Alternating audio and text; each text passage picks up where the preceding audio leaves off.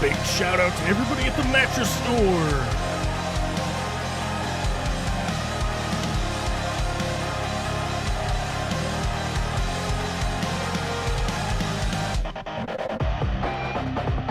Buy a comfy mattress.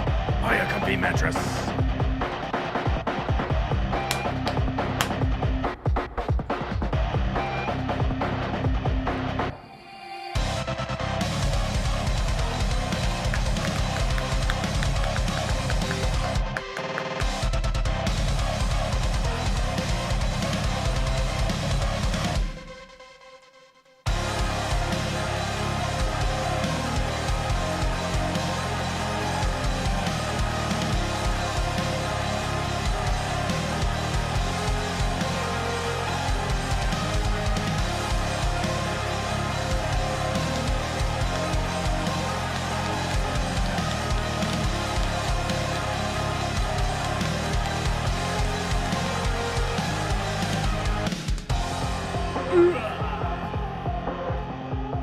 Oh my God, was that the end of the song? Did I push the button too early?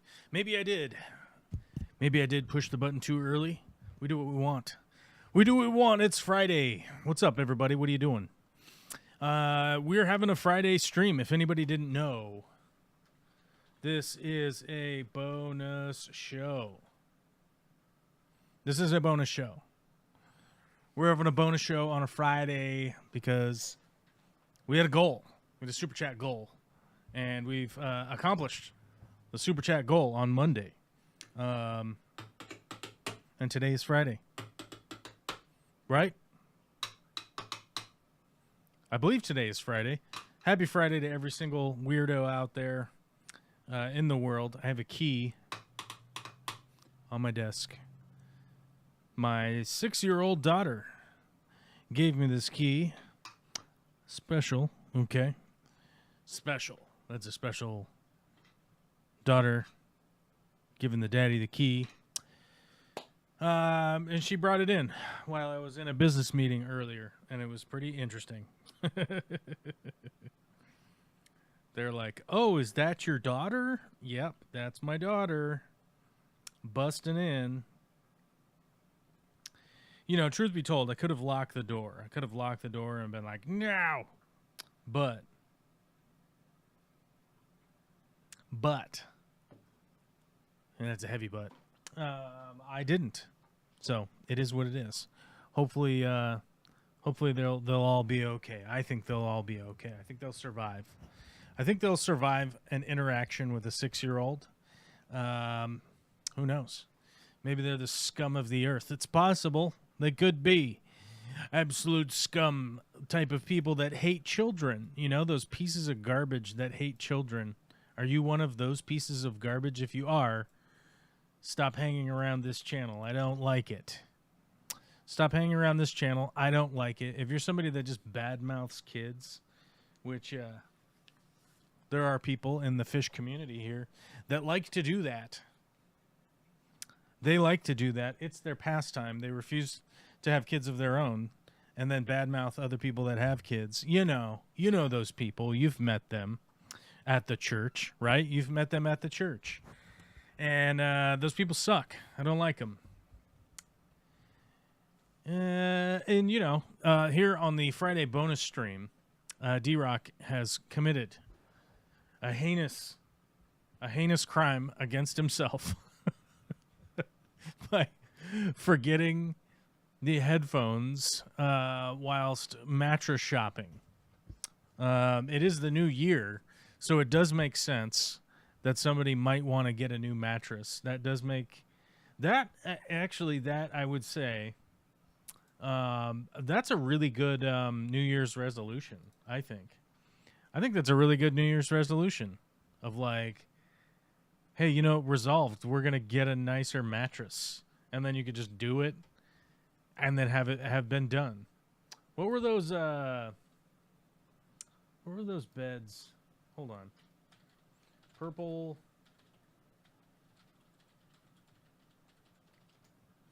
There's one. What is it? These purple mattress. I've heard these are really good.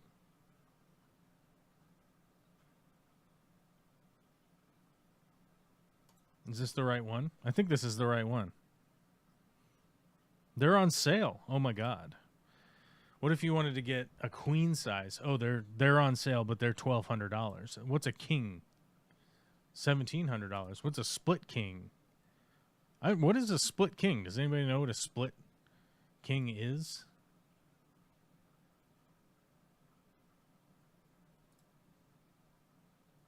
Do we know? I know what a California king is. There's also an Alaska king, but that's not on. They don't make that size on here. Anyhow, if you wanted to see what I was talking about, I'm going to post it in the chat. These purple mattresses. I've heard that these are really good. Am I full of it? I don't know. Were the people that told me that they're really good? Are they full of it? It's possible. Who the fuck knows, bro? Nobody fucking knows.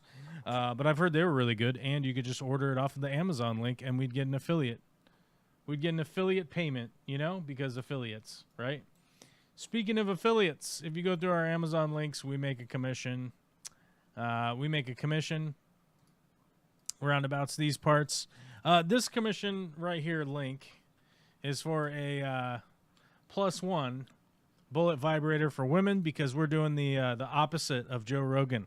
Instead of doing commercials for pocket vaginas, we're doing commercials for an unaffiliated pocket vibrator for women. So if you want to get one of those, because it's 2025, you know, you might want to get one now, because they might be banned pretty soon by our new federal government, right? Who knows? I don't know. I would get one now before the tariffs go into place and they triple, quadruple in price, you know? I just got a message. Uh-oh, we just got an important Friday message here. Something about the zoo. Boys and girls and ladies and gentlemen may or may not be at the zoo this weekend. The weather is disgusting. I don't know about in your neck of the woods, but it is cold and raining and cold and raining and cold and raining. It has just been like consistently doing that.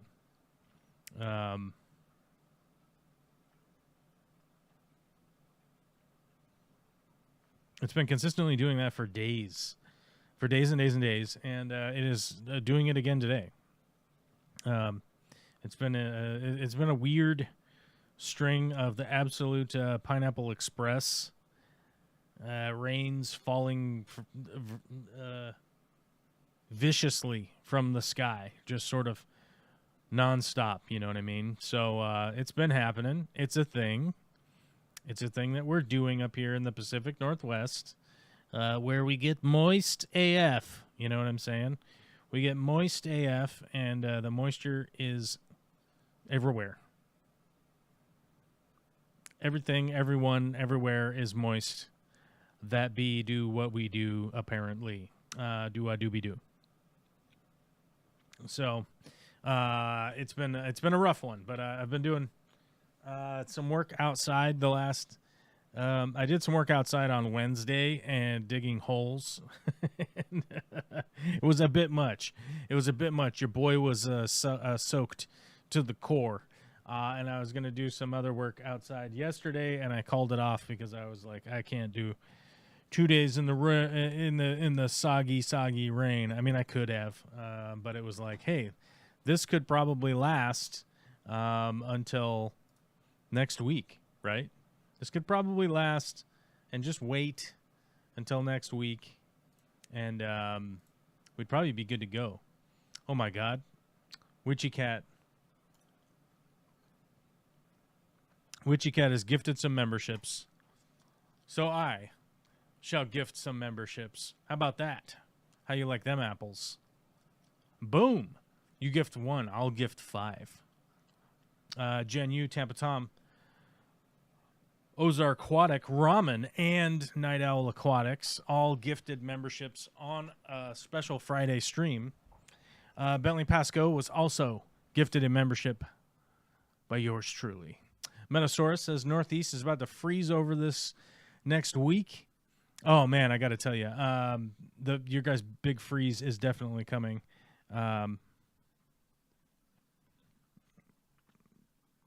Your guys' big freeze is certainly en route, and I don't. I gotta say, I don't like hate the big freeze. I don't hate it. I don't loathe it like. I don't loathe it.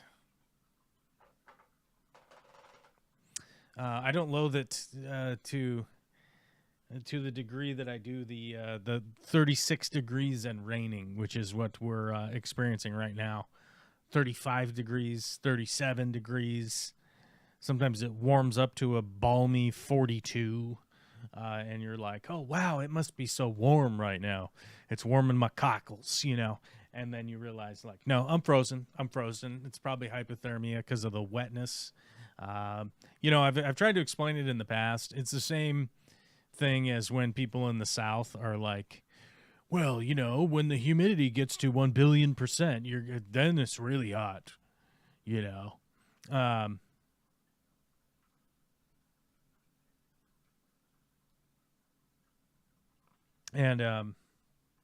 like it's going to be, they're like, because of the humidity, it's going to be really hot. It's not like that desert dry heat, but up here it's cold but not frozen yet. And so it is humid, cold, and raining, and foggy, and lightly breezy all at the same time. Like I can hear the water careening down the gutter spout as we speak.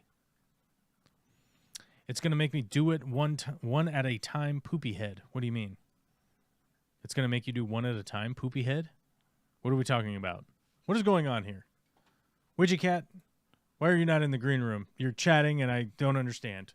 Yeah, so I mean, I think I almost would rather it freeze a little bit. I would almost rather it freeze a little bit, because then, it gives you a chance to like get some stuff done, and it's not completely moist and cold. Yeah, but I'm gonna buy your damn goal. So get some sleep tonight, fucker. Oh my God. Are you trying to buy out the goal for a Saturday stream? People are trying to buy out the goal for a Saturday stream. And when I say people, apparently Witchy Cat is trying to buy out the goal.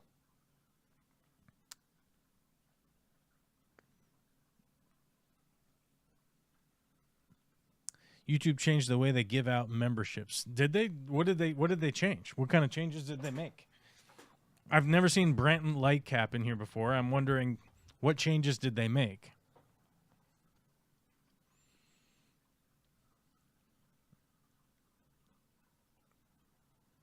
Oh, who knows?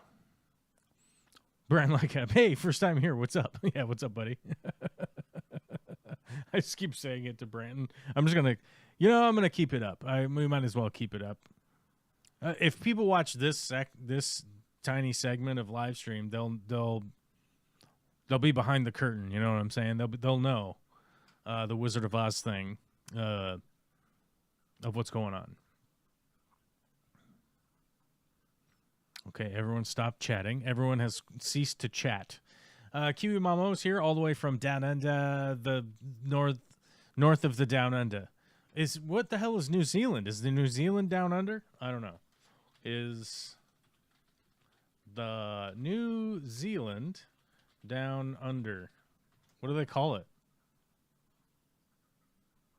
Yes, New Zealand is considered down under because it is located in the southern hemisphere alongside Australia, which is the primary country associated with the term down under. Maybe it counts. I don't know. We'll see. The term down under is a colloquialism differently constructed to refer to Australia and New Zealand. Okay. I guess it counts. If it counts, it counts. How's that go? If he dies, he dies. Where exactly is New Zealand? It's down there. It's down under the down under. Down under the down under. Oh my God. I want to move there. Hey, New Zealanders, make space. I want to move in there. I wish you New Zealanders would just make space for me and I could move there. Can I move to New Zealand? Am I allowed?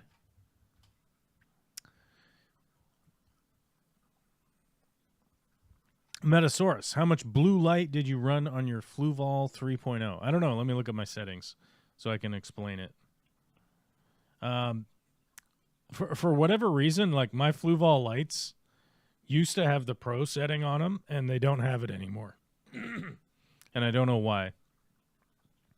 So there was a point in time where I'd be able to like share with you the Pro settings, but it's like reverted back. I don't know why. It's probably my old ass phone. I think if we really had to narrow it down, it's probably my old ass phone, and that could be the deal. So the daylight, so starting top to bottom, daylight 100%, the pink, blue 54%, light blue 66%, white 57%, and yellow 32%. I should probably type these out for you. All right. Pink 100. Blue 54.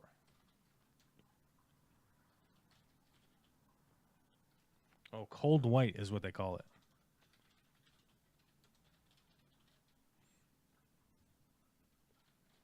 $66.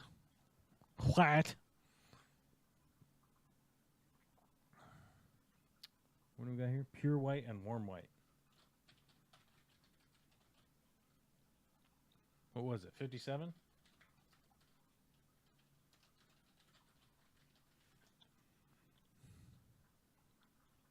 $32.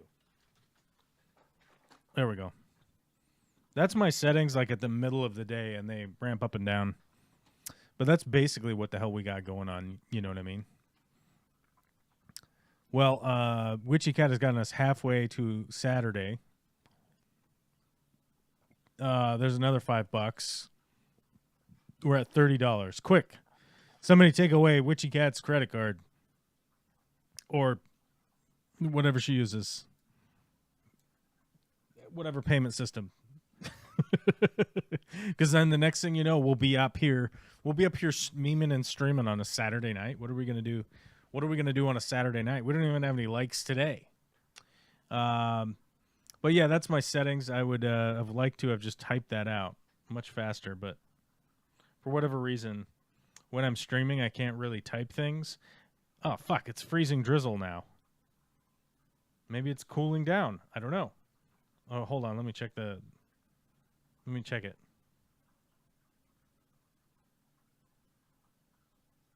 Holy shit, it's supposed to snow tomorrow.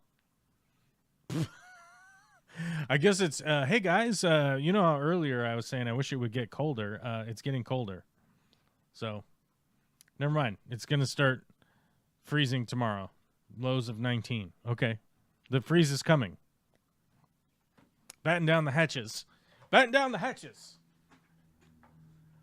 Batten down the hatches, boys.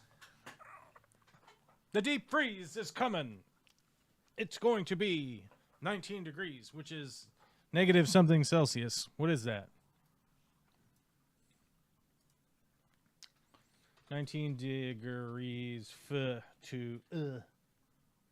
minus 7. Minus 7.2. Okay, it's going to be minus 7.2, boys and girls. It's hot and sweaty down in New Zealand right now, which is probably one of the reasons I should move there. You guys have mountains for skiing and snowboarding and shit? I know you do. For snowboarding in New Zealand.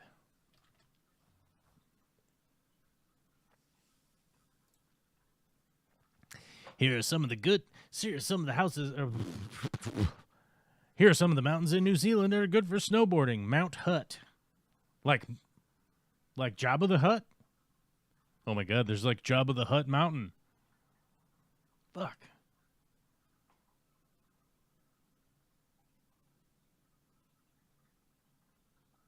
Coronet Peak. Craggy Burn. Mount Cheeseman. Holy fuck, there's a Mount Cheeseman. Boys, girls, ladies and gentlemen, we have a new life goal to go snowboarding and or skiing on Mount Cheeseman.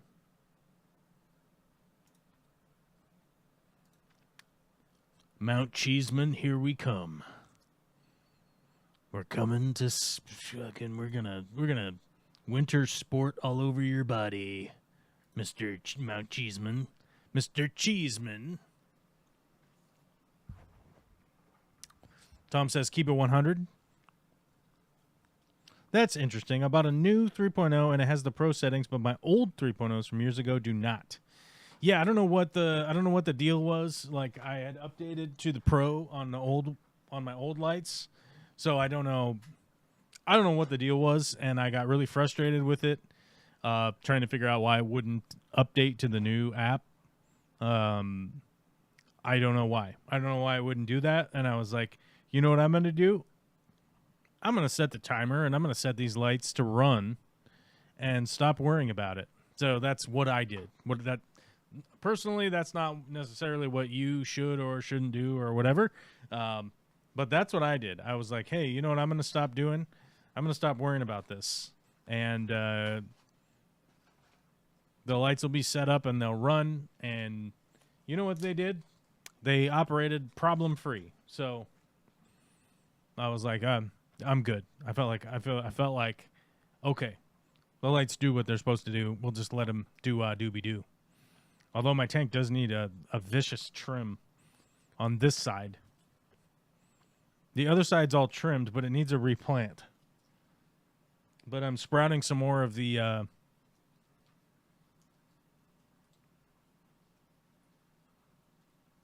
Siamensis 53B. And the Siamensis 53B, I'm sprouting more of it over there. So it does look pretty shitty. It looks pretty shitty because I'm sprouting more of it.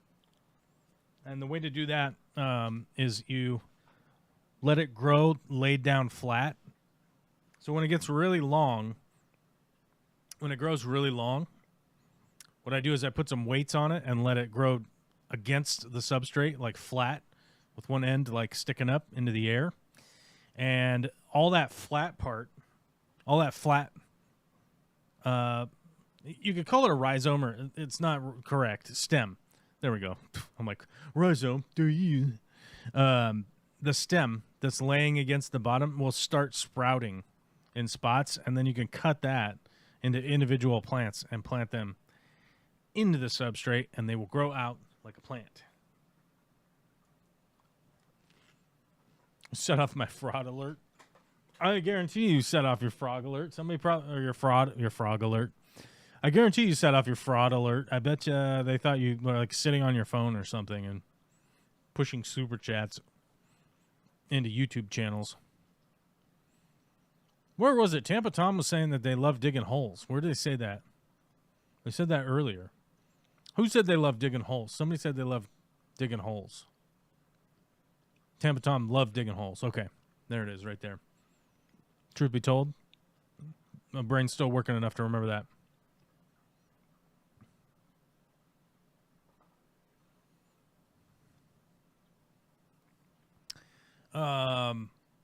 I don't know why you would love digging holes. I mean, I don't hate it, I guess. I don't have a powerful lust for digging holes, but I don't hate it.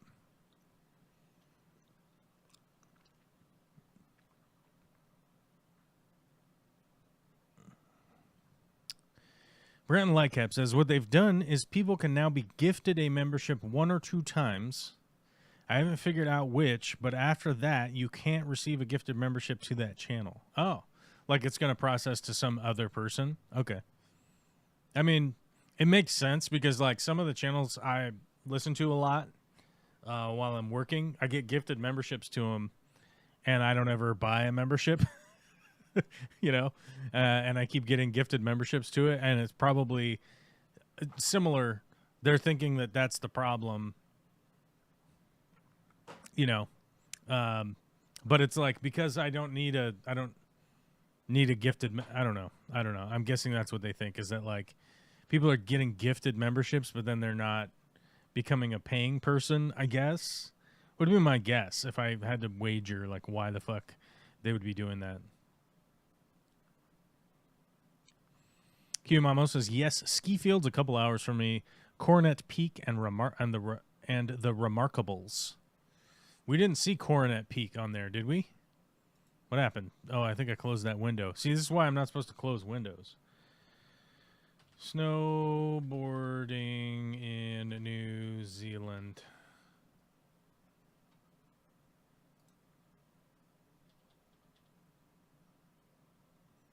Mount Hutt is back.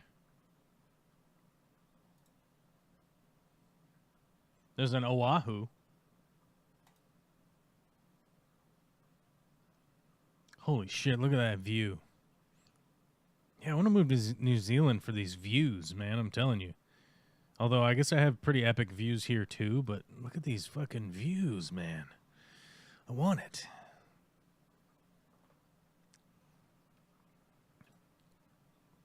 I want it. I want them views, man. We got beautiful views here too. You got to climb up. You got to climb up the hill though. If you're down in the trees, you can't see shit. All you can see is just trees. It's kind of the thing when you're in a forest. Metasaurus says, I do that with rotundifolia. Starts growing like Val with runners. Yeah, that's true. That's true. You can do that with most aquarium stem plants. You know, most long stem, hardy stemmed aquarium plants, you can do that technique. It's a pretty easy, simple technique to sort of sprout more of the same plant. They don't call me Tomcat the Bobcat for nothing. You could rent a Bobcat or a Tom and a shovel. I'd rent a Tom and a shovel for sure. For sure. I got more holes. I got more hole digging to do. Mount Hutt is North Island. I'm bottom of the South Island. See, that's my big concern. I don't really know the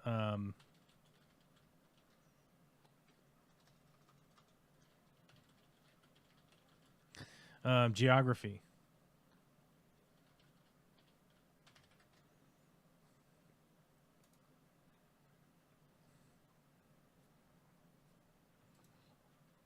I'm not like super familiar with the geography of like what the hell's going on in New Zealand, but hold on, let's look at this.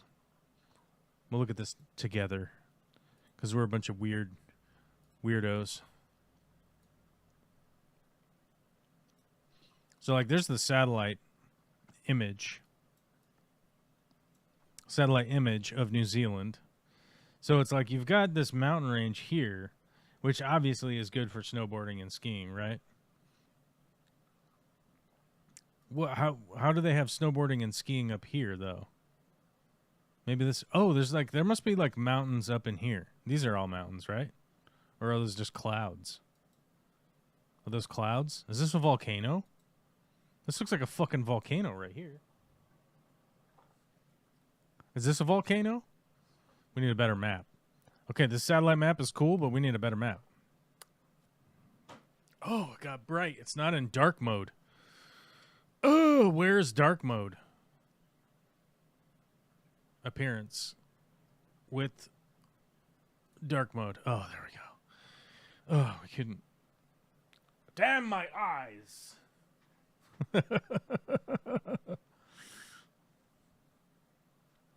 Why wasn't it in dark mode? I don't know. I don't know why. That was weird.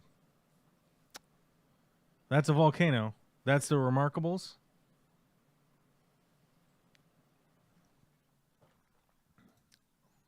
Okay. Okay. Well, we're learning a tiny bit. Look at that. Like, just looking at it from space is awesome. Like, I want to...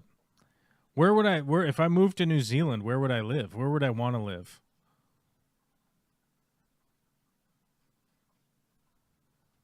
If I moved to New Zealand, where would I want to live? Let's see. The South Island is the largest landmass of New Zealand and the 12th largest island in the world. Well, you got that going for you, the 12th largest island. The island is divided along its length by the Southern Alps. Okay, so this is the Southern Alps down here. The east side of the island has the Canterbury Plains. And while the west coast is famous for its rough coastlines, high rainfall, very high portion of native bush, forest, and glaciers. The North Island is the second largest island and the 14th largest in the world. So there's one that fits in between.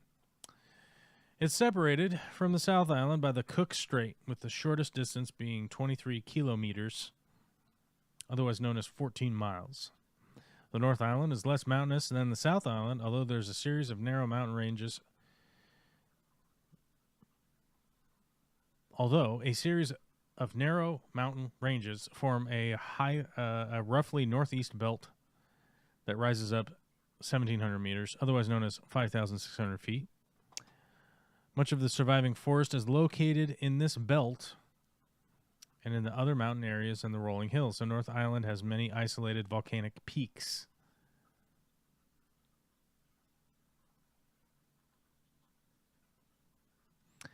Besides the North and South Islands, the 5 largest inhabited islands are Stewart, Chatham, Great Barrier Island, Rangitoto Ki Te Tonga, and the Waiheke Island? I don't know.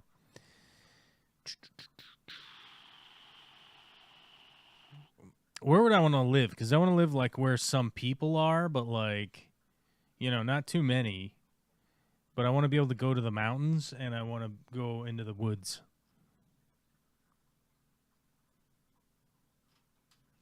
I don't know. We're going to have to look into this. Maybe I'll move here. I'll move right here. This is where I'm moving. I'll move right here.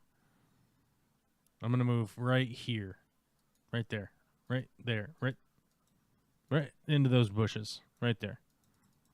I'm going to live in those bushes right there, and I'm going to hunt mountain goat. You know? You know what I mean. You know what I'm talking about. Okay. All right, enough of that. We learned a lot today. We're so smart now. Oh, my God. The fucking brains. The brain trust. Welcome to Friday, where we just scroll around on the internet like idiots. Nobody's even called in. Oh, fuck. We have a caller. Welcome, caller, to the amazing show. Hi, long-time listener, first-time caller. Oh, okay. Well, did you have a question today? Traffic is at the 10s, so we're not there yet. Traffic will be at the 10s. Okay. My name's Branton Lightcap. I've never been here before. Branton, it's your first time. It is. And there are some things we all need to know. Yeah. Hey, Frank's here. Hey, Frank. Frank's there, man. Well, I've done move my to the damage. Shire? Frank has a good point. Move to the Shire, and then he can live in my attic. Like a hobbit's. Oh, your basement. Do Shires have attics? Yeah. Yeah, why not? Huh? Okay. Sure. Why wouldn't they have an attic? Is there a... Because they're little mounds built into hills. Yeah, but don't they have like a town hall or something? I mean, I can't live in the regular Hobbit house. I need to like take over their big buildings. Are you the mayor of the Shire? Is that what we're to understand? Therefore. No, I'm bigger than them. Okay. I'm Gandalf-sized. I'm Gandalf-sized, so I have to take over. Gandalf walked upright in the Hobbit homes. He did so. He did not. There are many scenes of him walking through there where they discuss the ring.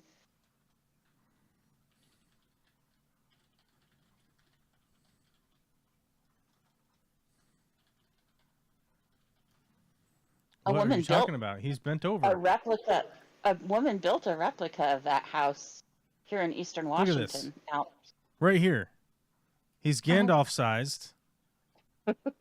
And he hits his head on the top of the chandelier. Right here. There's the image right there. All right. They're not Gandalf-sized. He's bent over in them all the time. Chandeliers, but the roofs themselves. Okay, well, this one right here. Here's him hitting his head on the roof. All right. Yes, there are technically spots where he's like standing, but he's hunched over. He's hunched over in this picture. Do not fuck with my canon, Rebecca. This is what it is. Yeah, what are you doing, man? What are you doing? They had to make, because I do recall they had to make, they made 2 different sets. Right. They made 2 sets so that, like, There was one that was like really big, so that they looked spacious for Obi. whatever his name Toby is, Maguire. Frodo and Bilbo, Wasn't it? and Okay, Samwise. sorry. So it looked like spacious, like a house. But then they made Right. what would be a regular size one, right? And then Gandalf would be in there, so they would do the separate shots. So it seemed spacious for the hobbits, but then it was obviously small for Gandalf the Grey before he was the white. That is correct. Before he was Brandon the must- white. Earlier Brandon this must have missed the earlier this discussion of week, hot I tubs had in the woods. what? Oh, I was saying that Branton must have missed the discussion of the fact that the hot tub needs to go in the woods, not the Shire. I'm sorry. Earlier this week. Or I could do 2 hot tubs. We could do All a right. Indoor, hot tub outdoor? in the woods. We could do a hot tub in a Shire. In the Shire. We could do it in the building. We could do it on top of the building even. But no, I was having a conversation earlier this week that we had to rectify some of the Hobbit lore, as it were, because they were like, it made no sense that Gandalf would be able to take on a Balrog, right? Like, how would he be able to take on a Balrog? And it's like, hey, don't you guys know that Gandalf is, he is a Balrog essentially, right? Like, he's one of the Maiar, right? So he's like a Right. fallen angel essentially, right? He's like a Yep. super powerful god. There's 5 of them, and then there were, so technically Gandalf is one of the Ishtar, right? So he's like sort of neutral-ish. Right. Whereas the Balrogs were like, oh, we're gonna be dark evil, we're gonna be evil.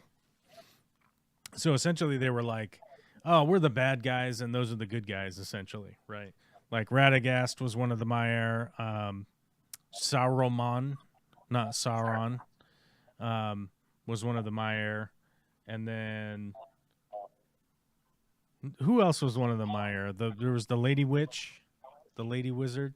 Who were the 5 Maiar, right? Hold on. Now we gotta look I that don't up. remember offhand. I Who don't. were the 5 Maiar in the Hobbit? In the Hobbit. Hobbiting.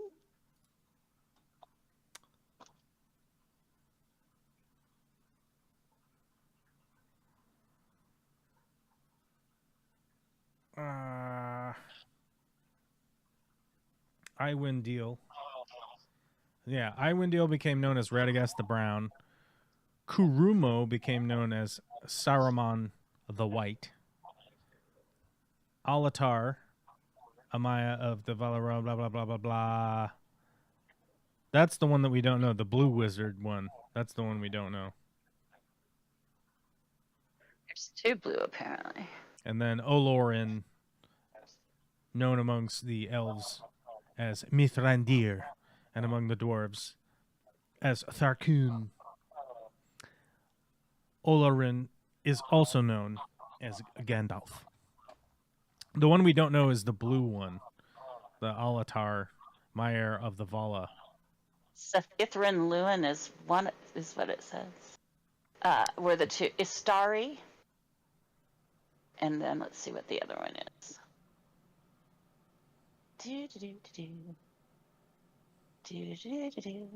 Yeah, they were Tarindor, later Saruman. Olorin, who's Gandalf. Hravandil, who's Radagast. Palisendo, and Hymenar.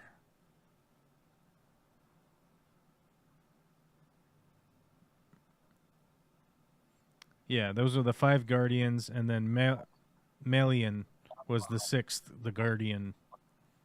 She was like the leader, the only female spirit among them. But like essentially, like the Balrogs were like essentially equal beings to begin with. That Gandalf was. So it was like that's why he could fuck up a Balrog, is because like he was like on par, and he'd been learning shit while the Balrog was just being gross and hanging out, being nasty in the cave. yeah, being nasty, being a nasty boy. Nasty. Now I've got Janet Jackson stuck in Kiwi my head, Mamo guys. says they have natural hot pools here. Been to the ones just above Christchurch, and there are some in Rotaura. I don't know how to say that. The volcano in the middle of the North Island. Oh, okay.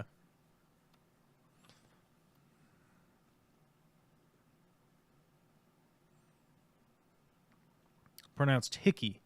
2/3 population in the North Island, 1/3 in the South. So the South is like less inhabited in New Zealand. So I probably would want to live in the South. Do they have fiber optic internet there? The important things.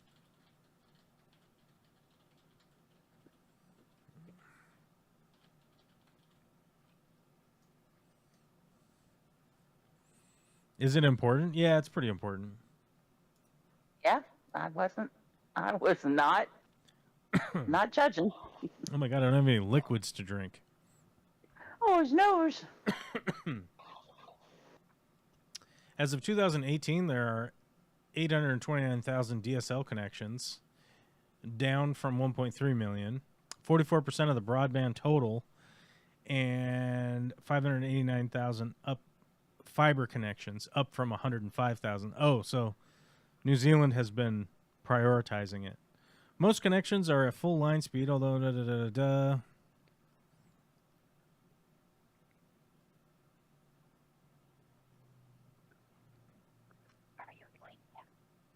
a project to bring equipment closer to the user. Okay.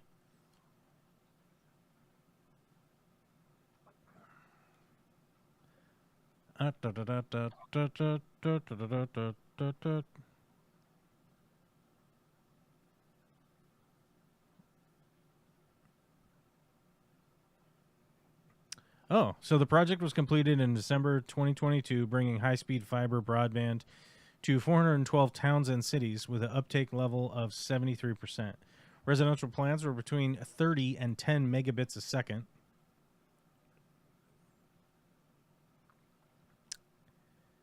And 8,000 to 8,000 megabits a second, with 8,000 megabits a second, which is 8 gigabit services made available to approximately 150,000 premises in Auckland and Wellington. P2P fiber is available in business areas of the city from several companies.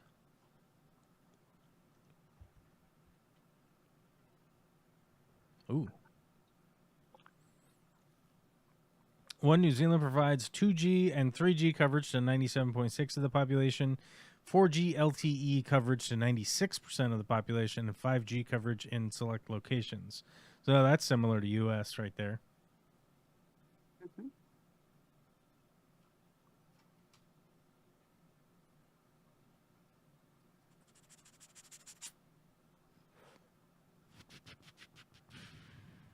Yeah, look at that. Okay, yeah. I mean, it sounds like they did a government thing called cableization. What did they call it? They had a name for it. Cable netization. Cable netization. That slides right off the tongue. Yeah. I have a non-cable question. You have a what? I have a non-cable question. Yeah, what are you doing? What's going on? Hello? Is the panel with the hexagon behind you a door? This? The one with the hexagon cut? Yes. Is that a hexagon? I guess it's a hexagon. 6 sides, baby. One This hexagon. thing, is it a door? Or No. is it like going to be a cabinet door or something for the bees? What you doing? Why are you asking about this piece of wood back here? Why do you care? Because I'm curious. It's got a in there. hexagon in it. All right, fine. Be that way. It's got a hexagon in it. All right. Fine. Hold on, let me go find out what the F you're talking about. Or the piece of wood that you're pointing at. I'm just curious because we can see it. Things to look at. This? It fits my head. I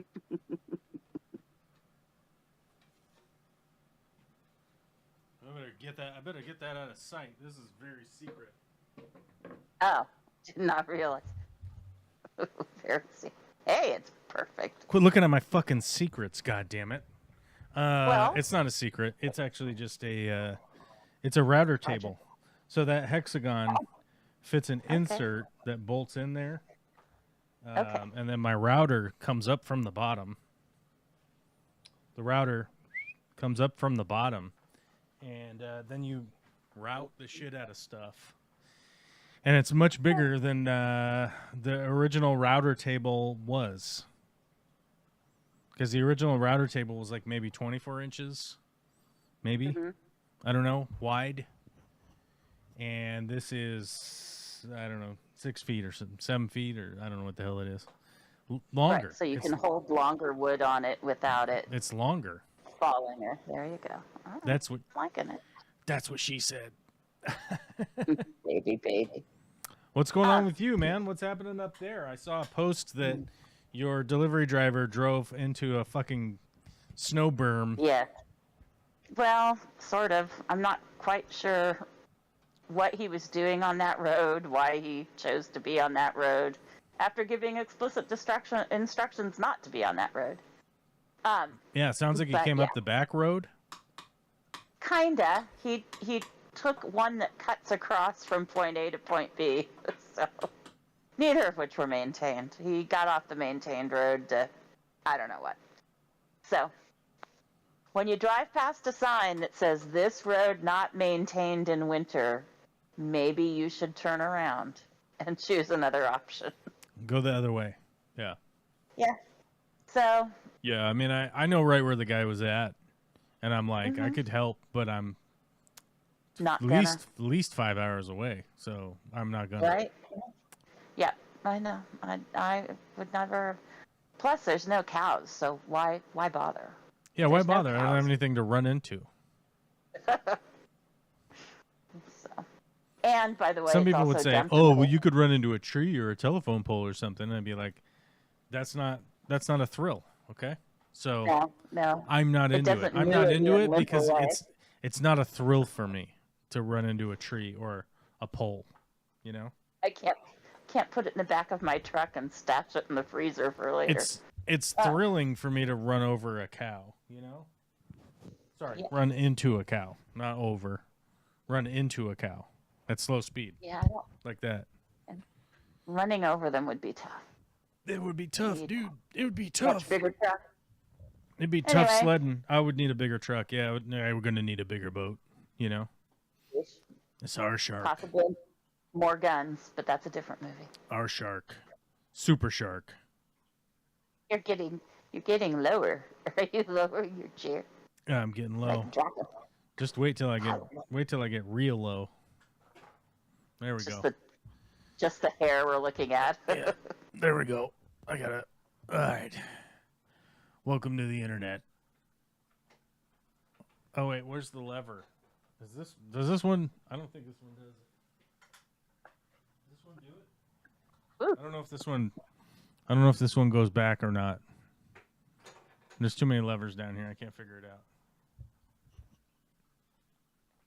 Too many levers. No, I'm always sitting on my foot. Man, my foot fell asleep. So I stopped sitting on my foot. So I guess I got lower because I'm not sitting on my foot. You did. Somebody asked. What's that? They actually asked a legitimate question back there about Puffy. What? Rosie asked what kind of puffer Puffy is. Shodadenai. Scootin' Fruities. Or Shoutadeni, however you want to say it. This guy right here. Tetraodon Shoutadeni. I don't know why I didn't just copy. I don't know. I hit copy. It didn't copy it. It opened a whole nother page. Paste. Boom. These guys. We'll go to the wiki. What is wiki? we'll go to the wiki and we'll talk about the Schattadeni. You know, the Germans and shit, they always get mad because they're like, your pronunciation sucks. And I'm like, why don't you pronounce some English correctly then, you fucking assholes? You know? I'm like, oh, thanks for being a dick about me not pronouncing something correctly, because you haven't pronounced a single English word correctly in this criticism. You fucking dill holes. Or possibly take a consonant or four out of the word. They're from the Congo. They're native to African Congo, growing to a length of 9 to 11 centimeters, which is 3.5 to 4.5 inches. The species features a slightly rounded, globular body plan that tapers into a teardrop towards the tail. I don't know why you would say, or maybe is that globular? Globular. I don't know why you would say globular body plan, but I don't know. A design often seen in puffers. Additionally, they feature light brownish green body covered in black spots, which derive its common name of the spotted Congo puffer, the spongo puffer. I like spongo. Spongo's good. This brownish green body plan features scaleless skin that may oftentimes change color depending on the environmental conditions and possible stress responses within the individual fish. Yeah, I mean, they're a really cool freshwater puffer that's not going to grow really big. That's the easy way to explain it. They're from the Congo. They won't grow really huge, so I can maintain feeding them, although maintaining feeding them is still a problem because they are a constant carnivore. They're always wanting to be eating. If you give them too many snails, they eat them all. Like dogs, they won't stop eating when they're full. They just won't stop eating. So you do have to kind of maintain like a healthy colony of snails, which can be a problem because most of my fish keeping career or whatever has been to like eliminate snails from tanks, right? So as Alyssa would always tell me, she's like, you need to feed them. And I'm like, feed snails? What are you talking about? We don't do that. So I do add some flake, spirulina flake and stuff like that for the snails down in the sump, which, you know, in turn also adds to the bioload of the entire aquarium system itself, which is essentially one of the issues why I have like not necessarily a struggle with this algae, but a continued algae growth on certain surfaces. I guess we'll put it that way. Because the added snail waste from the pufferfish, because my puffer will eat the foot of the snail and not crunch the whole snail up. Don't ask me why. It's like a personality trait that I tried to get him to stop, but he won't stop. He likes to bite him, and then he goes, oh, there's another snail, and instead of finishing his food. So he is kind of he's a bad child, I would say. Yes, he's a spoiled brat. I'm surprised you haven't found something else to add in there. What else cleans up the remainder of the snails, or does he go in and just finish them off later? He doesn't eat them later. He's a fucking pig. He's a slob. Shit. All right. Some people's children. What are you doing, cat?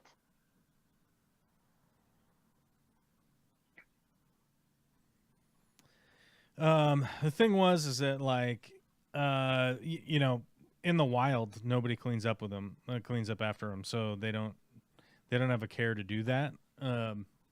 And trying to build your fish tank so that like things just clean up after other things magically, is not going to work out long-term for, what the humans want. Right. Like humans want a aquascaped, pristine aquarium. Right. So if that's what you want, you 100% cannot rely on other fish to do the cleaning for you. Who does the cleaning for you is you, unless you hire another human. And then it's your money doing the cleaning. Right. Such a story. So when it comes to like cleaning up after Puffy and stuff, like it's me. Like you could put shrimp and stuff like that in there, but you imagine that a shrimp that weighs what 10 grams is going to somehow clean up All his. a space that is, I don't know, 175 gallons altogether. You know, like how is the shrimp going to do that? Their stomach, you know, is essentially the size of a fucking pinhead. You know. And the idea that, like, if you put Plecostomus in there or whatever, that, like, the Plecostomus are just they're going to, like, clean the glass for you. Like, I often see that at stores, and I see lots of people giving out advice like that, and it's horrific to me to give out advice like that. It's terrible advice. It's bad advice, and it's not advice I would ever give to somebody, is that, like, well, if you have some guppies, that's great. Then you need something that's going to clean up at the surface. So maybe get some upside down cats or something. And then, well, you need something that's going to clean at the bottom. So just get some Plecostomus, get some shrimp, get some snails, get all this stuff, then stick it all in there. Then you have to feed all of those things and then expect those things to somehow use up 100% of all of the foods that you're feeding them. And yet they're going to still create waste, even if they did eat 100% of the stuff that you put in for them. They're still going to create waste, which then you don't want the waste to be in there, right? Like it's a terrible cycle to try and set somebody up with. So I think it's just horrifically bad advice to give to somebody, because all of these systems that you build will essentially reach a point where they will maintain themselves, but you're going to have to deal with summertime, fall, autumn, I don't know, whatever you want to call it, winter, and spring. You're going to have to deal with all 4 seasons, essentially, right? Now, the winter obviously won't be as dramatic, but you're going to have, like, summer, fall, spring, a little bit of spring, summer, fall. You're going to continue to go through those cycles. Where is that? There is a algae in a sealed container. What do you call that thing? Terrarium? No. There's a name for these things.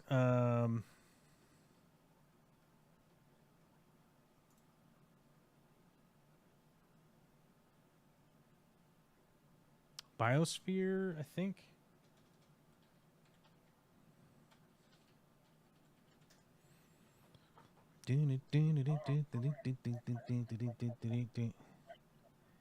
Yes. Creating a self-sustaining biosphere. So let's get an image here of one. God, none of these are any good. Oh, here it is. David Latimer, this guy. In 1960. Let's just go to the article. Actually, let's just go to the Reddit post about this guy. So here's a good example. Here's a good example of a biosphere that is a sealed container that essentially is its own environment, right? And so if you can see in this picture right here, it's green and lush and growing. And this ecosystem will grow and get lush and then die off, and then grow and get lush and then die off, and then grow and get lush and then die off. And the thing is that what most people need to realize is that it's going to grow, get lush, and then die off. But even though this is a... What? I said, you've got to sit through the die-off period. Go ahead. You have to sit through the die-off period, but what most people aren't realizing is that there's still external input into this biosphere in the form of light. The light that is hitting it, the sun that is hitting it, is the external input, even though this is a closed system. So it's still taking in energy from outside the system. It's going to keep doing this. Eventually, over a long enough time period, if things get imbalanced in here for whatever reason, like let's just say there was a potassium deficiency that was fine for 60 years, 100 years, 200 years, and eventually like the potassium deficiency wore itself down to the point where things were unable to grow next year, like, and sprout, then eventually the thing will die off.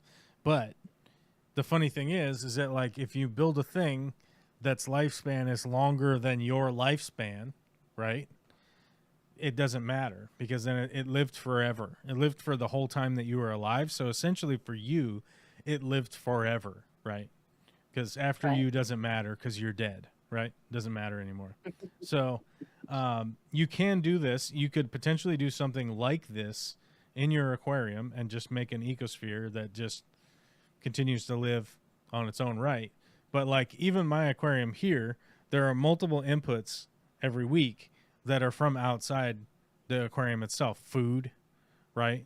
Different water, fertilizers, and light every day, and CO2 every day, right? So there are a bunch of external outputs that are going into my aquarium, right?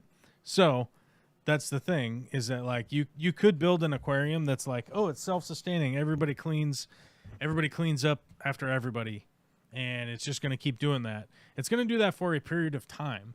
Now, the problem is that like, depending on your skill and your ability to maintain things,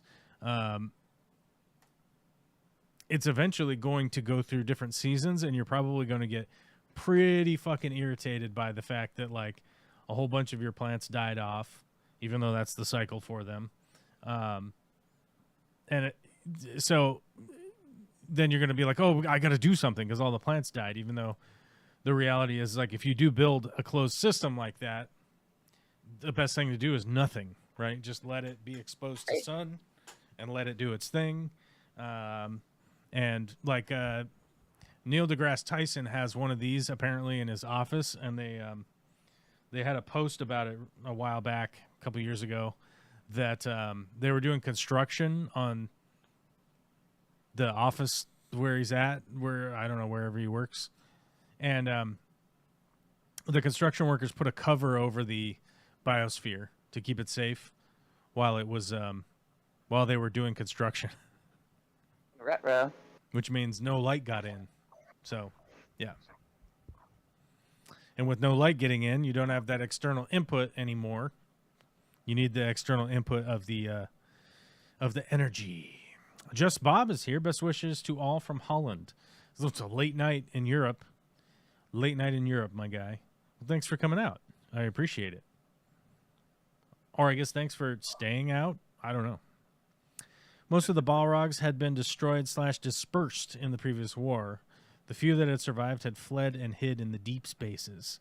That's right, Zipgun. That's right. But most of the wizards and elves and everybody was all dispersed also, too. So that's a problem.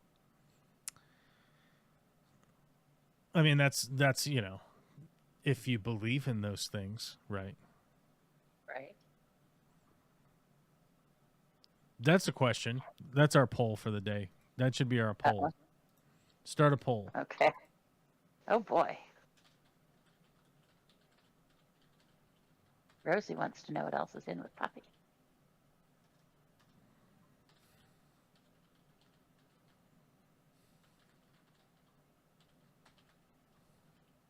Oh, man. I probably spelt his name wrong. I did. Uh-oh. Oh, no, I just didn't capitalize it.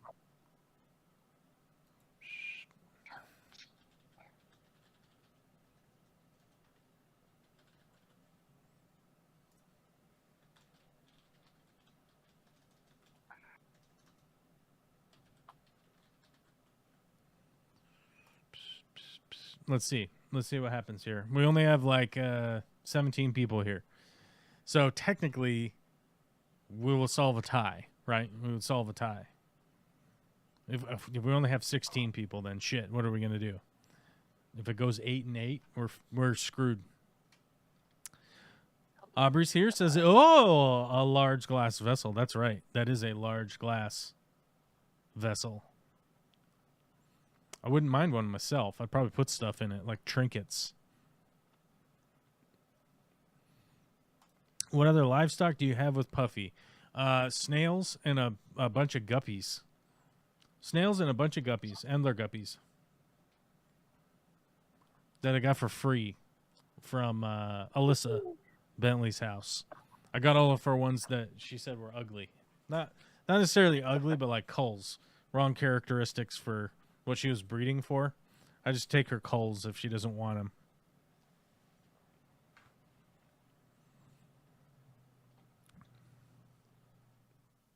Them's the kind of friends to have. Well, yeah. You're supposed to have friends, right? That's true. Very true. Oh, Middle Earth is looking good. Well, it's only 60-30, so.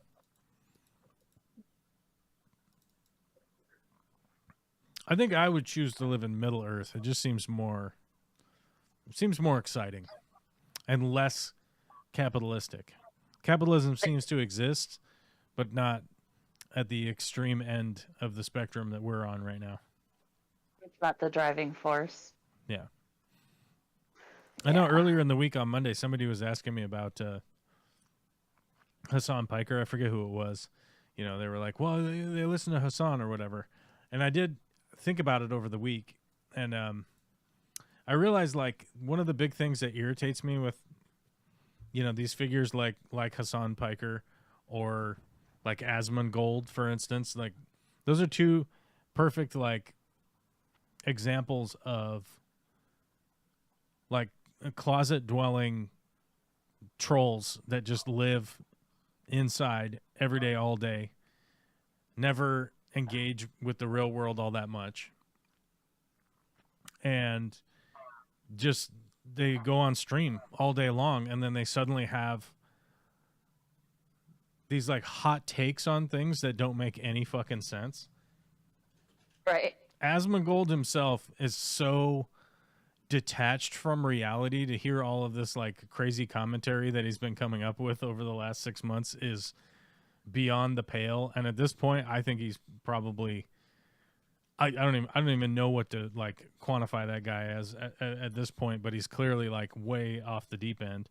And especially for a guy who like is like self-appointed like agoraphobic goblin who lives inside his own filth.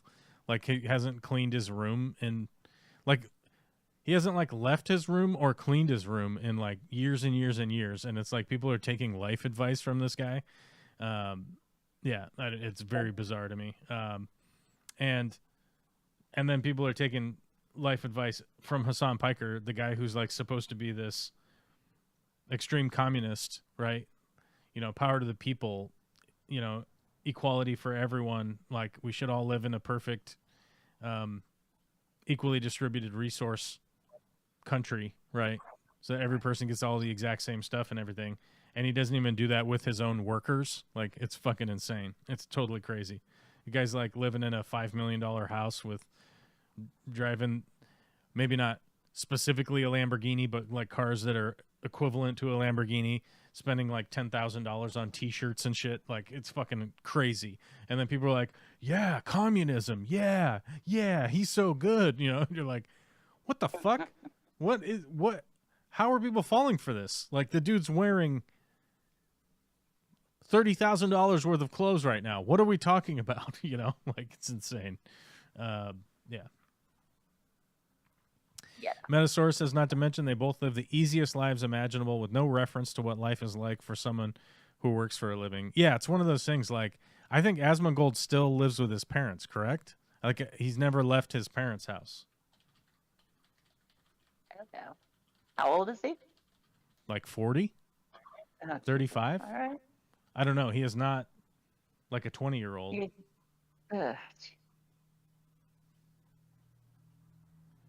I think he still lives with his parents because he's like in the same room. He hasn't like left the room.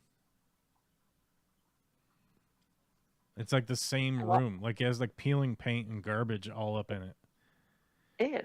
During a recent live stream, Twitch streamer Asmongold's father didn't hold back in expressing his thoughts on the disorderly state of his son's residence. He candidly evaluated the Twitch star's living room, describing it as notably cluttered to the extent that navigating through it posted a considerable challenge. Oh, maybe he doesn't live with his parents, but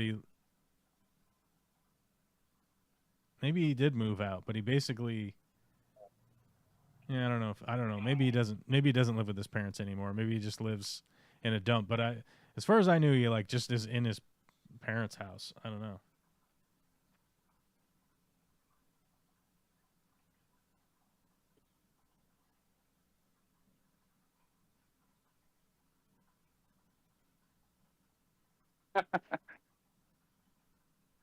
Sorry, I'm laughing at Aubrey. Yeah, I don't know. But it's like, yeah, I mean, from the position of like those two guys have essentially not lived any kind of real life outside the fact that like they just log into essentially Twitch or whatever, stream, and make tons of money. His mom died. Dad has a different place because of divorce. He lives like in his mom's house, right? And his mom died or something like that. I don't even know. I don't even know the lore, but as far as I know, like he hasn't had any kind of independent adult life other than just doing fucking just playing video games, you know. Oh, he lives in his mom's house. Yeah. That's just a hovel. Like, I mean, you can see it from his live stream. I mean, there's like the paint's peeling off the ceiling, you know, like, you know, the guy's making what, like fucking $500,000 million a month and can't even get the drywall repaired. You know, it's fucking nuts.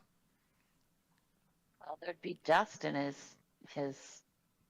PS5. Come on now. And like, not to say that they have zero takes that are like inaccurate. Like they do have some things that are correct.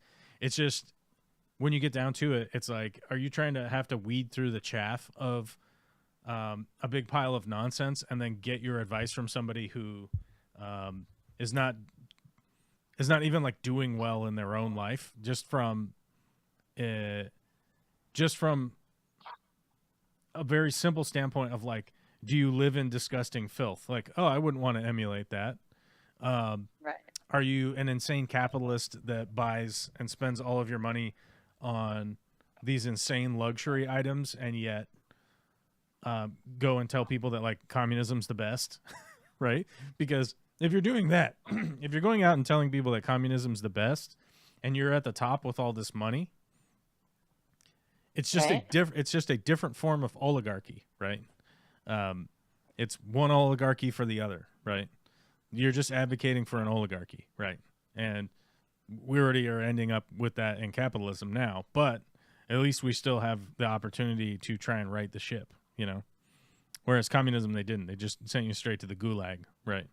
But somehow you want to glorify that is fucking insane. And as far as I can tell, Asmongold is like the libertarian version of Hassan Piker, where it's like, I don't even know, you know. But now he's advocating for like fucking neo-Nazi shit and not wanting immigration to the country, and you know, he's been so against the idea of anybody being woke or caring about other racial or identity problems, right? It's like the Democrat Party is somehow a pigeonhole to being like, they invented identity politics, right? Because the Democrat Party would essentially be the party in the United States that would take the time to take into consideration issues in the black community, issues in the gay community, issues in the Latino community, whatever. The list goes on, right?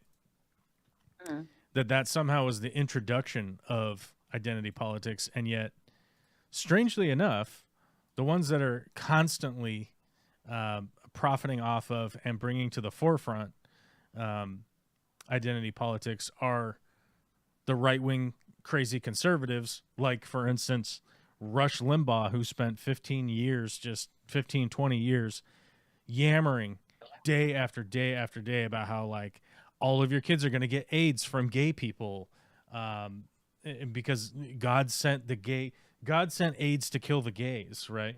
You know, shit like that, every fucking day. And it's like, so then of course, you know, liberals, progressives, you know, Democrats, whatever, would come out and be like, that's insane. You need to stop saying that shit. And it's like, oh, what are you bringing identity politics into this? You know, and it's like, wait, what?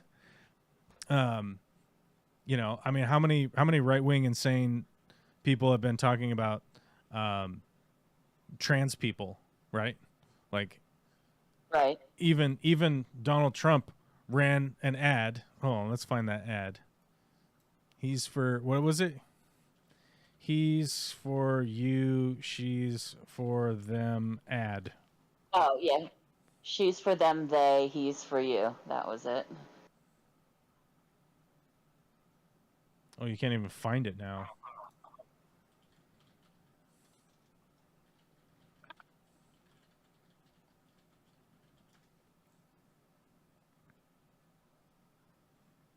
Yeah, this thing. Oh my God. Okay, can't watch that.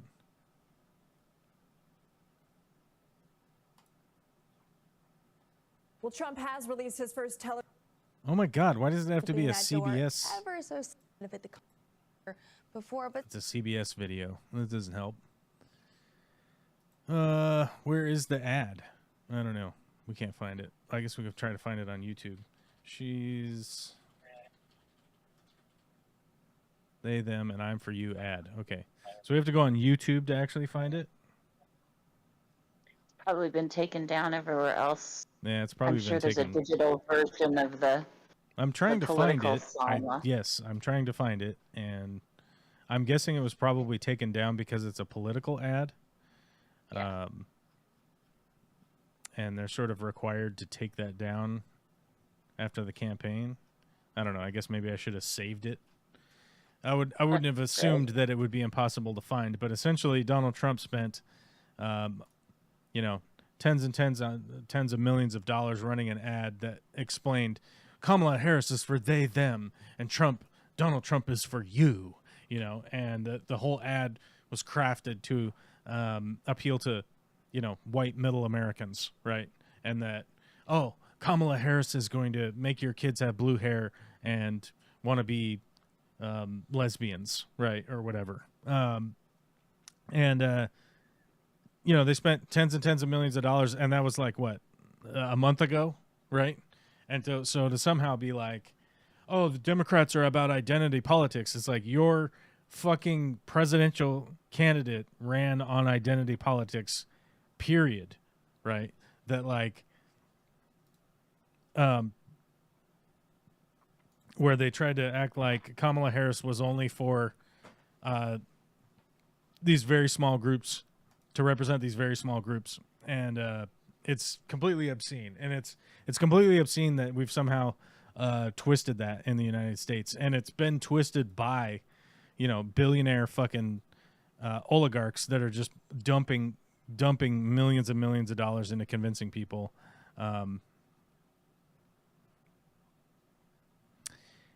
Anna Akana had a great short about trans bathrooms that show the insanity of the discussion. Well, first off, like, first and foremost, what people need to understand is that the bathrooms in the United States were designed with capitalism in mind. So if you go to a bathroom in Europe, if you go to a bathroom, I haven't been to Asia, but I've seen pictures, right? But if you go to a bathroom in Europe, for instance, I have been to those bathrooms. I've been to bathrooms in Spain, Belgium, Germany, Hungary, Austria, Netherlands. Your butt is well traveled. What? Your butt is well traveled. I'd be taking shits everywhere and pisses because I'm a human. I create excrement. We didn't have to get there, but we got there. Iceland, anyhow, but more countries. But either way,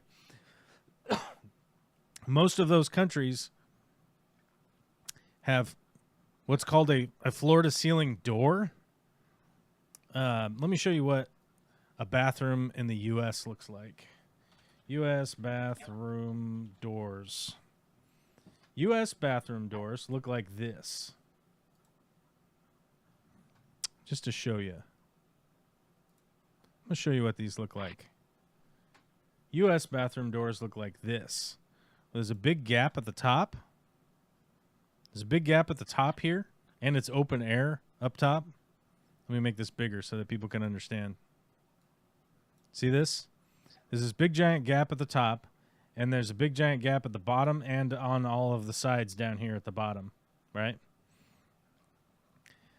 These doors were specifically designed by capitalists to make it more uncomfortable to spend time in the bathroom. If you got to go take a big shit and it's break time, you won't be in here for very long, right? There's big ass gaps in the doors. People feel uncomfortable because they're shitting. In fact, I'll just hang out in these because I don't care. But, I mean, the worst thing that's going to happen is somebody could look at my penis, I guess, and I don't know what to tell you. Like, I wouldn't be like, oh, great, but I also would be like, well, I guess that happened, you know. But they're intentionally designed to have a lack of comfort and a lack of privacy, and it's been adopted by capital interests so that you don't spend time in the bathroom. And the idea is that they like to say that it saves space and cost. How much space and cost are you saving from this? A dollar in door material down here and $1 in door material up here? Maybe. But that's also considering that you have to cut this material down to a smaller size. So does it cost $1 to cut this shorter and cut this shorter, and then you have this waste instead of just making all of the pieces at least this long? Because these pieces in the center here are this long, right? Of the same fucking material. Like this blue material and this blue material and this blue, that's all the same fucking material. You have to cut these shorter, right? How much does it cost to cut them shorter? And then what do you do with the waste? So the idea is that, oh, it cuts costs. No, it doesn't. It cuts costs and saves money because people won't hang out in the bathrooms for very long. Or they're going to go in there and do drugs. Do you guys remember all the big backlash from the people going into bathrooms and doing drugs? That was a huge thing when I was a kid. People are going to be in there doing drugs. Okay? Now, let's look at European bathroom doors. Let's just look up some quick images here. Oh shit, here's a public bathroom in Europe somewhere. I don't know where. We can find out if you really need to know. Here is a public bathroom in Europe. Look at that. Doors from the ceiling to the floors. And yes, there is a small gap here at the bottom so that the door has space to swing open and closed. But you can't stick your head under here. You can't climb under here. I mean, I guess you could potentially put a mirror under here, I guess. You could easily thwart a mirror attack, though, if somebody was trying to look at you. Like, here's another good example of what a bathroom in Europe looks like. There's doors, and you put a door handle on it, and then there's an occupied thing. Oh, here's another public bathroom in Europe where you just go in to this is the bathroom, and then in here is a stall. You go in there, and you take a shit and you piss. I don't know, maybe you're doing some other stuff. Maybe you're barfing. I don't know what you're doing in the bathroom. And frankly, I don't give a shit. That's what the bathroom is for. You got to go in there and expel whatever weird demonic creatures are coming from inside your body, okay? I don't want to know about it. I don't need to see it. I don't need to be exposed to it. But this is why they actually have an excuse to go, oh, the trans people are going to go into the bathroom, right? Because in American bathrooms, you have access to other people's stalls, even if the door is closed and locked. You just slide under this fucking 20-inch gap under the door.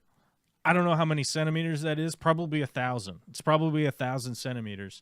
So suddenly, So guess what? People go, oh, the bathrooms. What are the fucking trans people gonna do? They're gonna come into the bathroom and they're gonna have a dick in there and they're gonna be, or whatever. I don't even know what they're gonna do. What are they gonna do in there, right? And you're like, who would care? And by the way, why aren't the United States bathrooms look something like the European bathrooms? Just put a fucking door on it.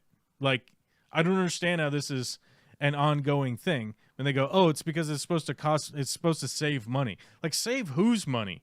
The contractor's money who built the building? Is it the business that operates the building? Is it going to save them money somehow? So in the long term, what you're telling me is that Walmart will go out of business if they put the extra fucking 12 inches on the door on the bottom and the 12 inches on the door on the top. Walmart will go out of business. Walmart, with the billions and billions of dollars that Walmart made last year, they don't have enough money to have full doors in their bathrooms.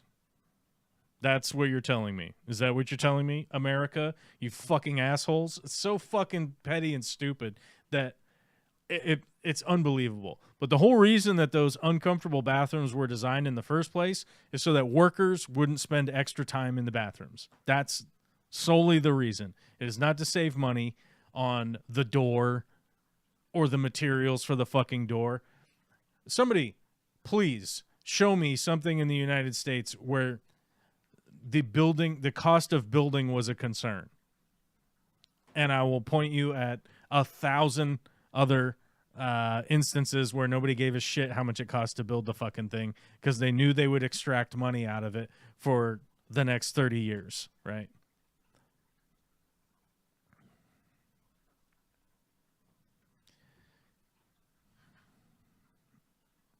That is true. Different people take it differently, though. I try to leave space for that. I don't think it's an excuse per se, but I have empathy for screwy brain processing, if that makes sense. I'm confused what was leading up to that. His mom died. His dad had a different place because of divorce.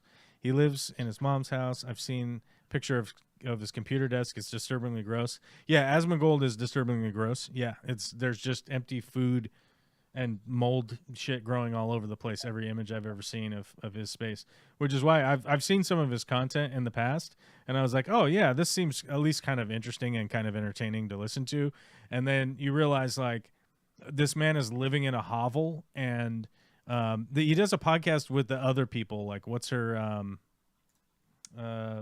Asmongold with others podcast, whatever this is called.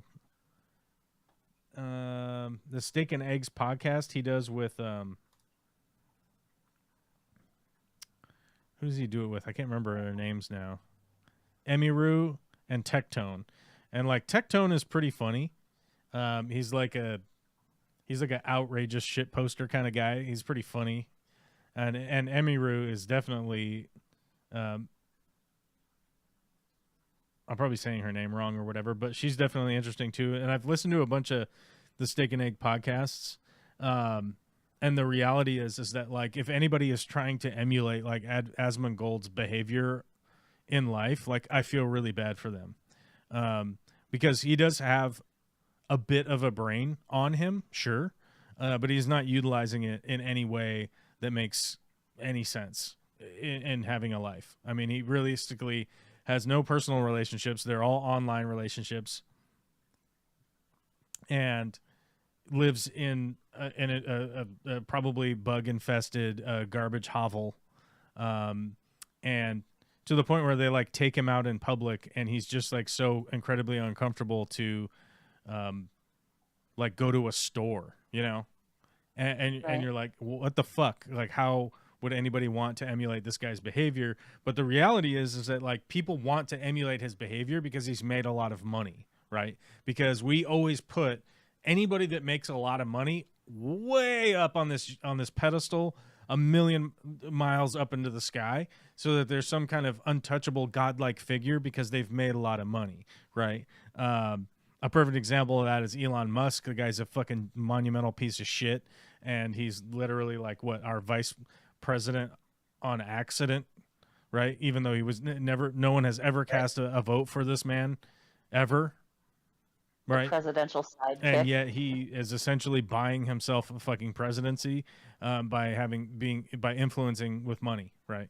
Um, and somebody mentioned to me a while ago, they were like, "Oh, you were defending Bill Gates," and I'm like, I was defending the fact that Bill Gates was actually a fairly intelligent guy. He was a monumental piece of shit, and I always talked about how much of a piece of shit he was when it came to all of the dastardly, dirty fucking bullshit that he did with Microsoft, essentially putting Microsoft operating system onto every computer in the world. I don't know if anybody has remembered any of that, but the only thing that essentially stopped this world from being called Microsoft, when he probably would have renamed the Earth Microsoft, was the anti-monopoly laws in the United States and the hold on, what was ruled against him? He was ruled against multiple times. Anti-monopoly Bill Gates rulings. Bill Gates was involved in several rulings related to antitrust and monopolies, including a 1998 United States versus Microsoft antitrust case. In 2001, there was a settlement. The case was settled, and Microsoft agreed to change some of its business practices, including sharing its APIs with third-party companies.